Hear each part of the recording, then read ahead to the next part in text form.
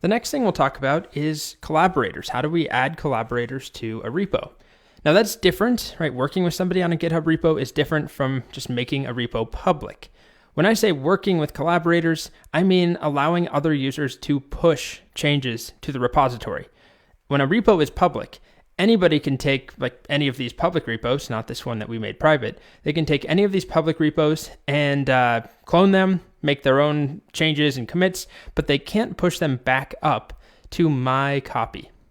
Nobody can just take over a repo without me granting them permission. Otherwise, they could delete everything and then just push up an empty version. That's not how it works. I have to grant people collaboration privileges. So I'll show you how to do that. I have two accounts, right? I already explained that. I have Colt and then I have Stevie.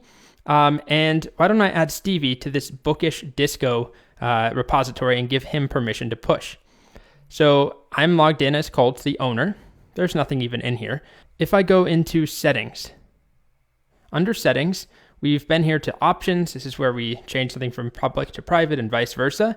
We also have manage access. And this is where I can add direct access collaborators.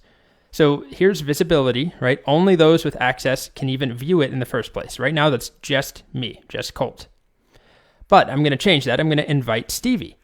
So to do that, I need to know Stevie's GitHub username or his email. Now, I think if I remember, I just did Stevie Chicks like that. Yep, there he is. I'm going to click, and then I'm going to add Stevie Chicks to this repository.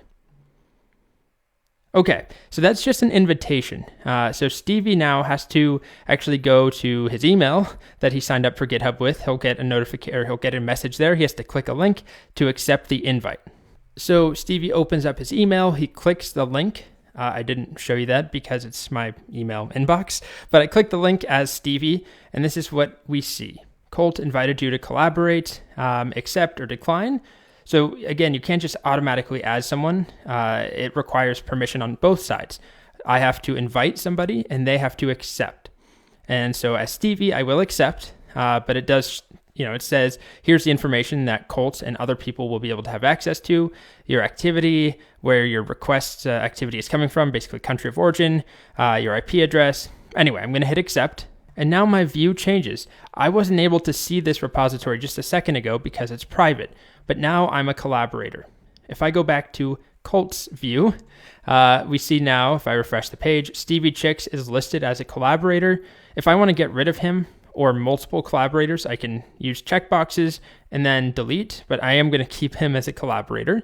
And so now, already we can see it's a private repo. Stevie has access to this repository. But what I'm going to demonstrate next is that Stevie also has push access. It's not just about viewing the project on GitHub, although that is new because it's private. He's a collaborator. He can view it. I can also clone and push my changes up. However, Stevie does not have access to settings, right? Stevie is not the owner. Stevie is a collaborator, but the owner is Colt. I'm the only one who sees settings. If I go to Stevie's side, that doesn't exist. So that is an important distinction. Being a collaborator, it's not like you can do everything, right? You can't delete the repository. I can't invite my own people here. I can't delete other people or remove their privileges. With different levels, different tiers, you definitely can have those features. Like organization and enterprise tiers, you on GitHub, you can have multiple owners. So permissions are different. So next up, I'll show you what it's like to collaborate and actually make some commits and push them up from two different accounts.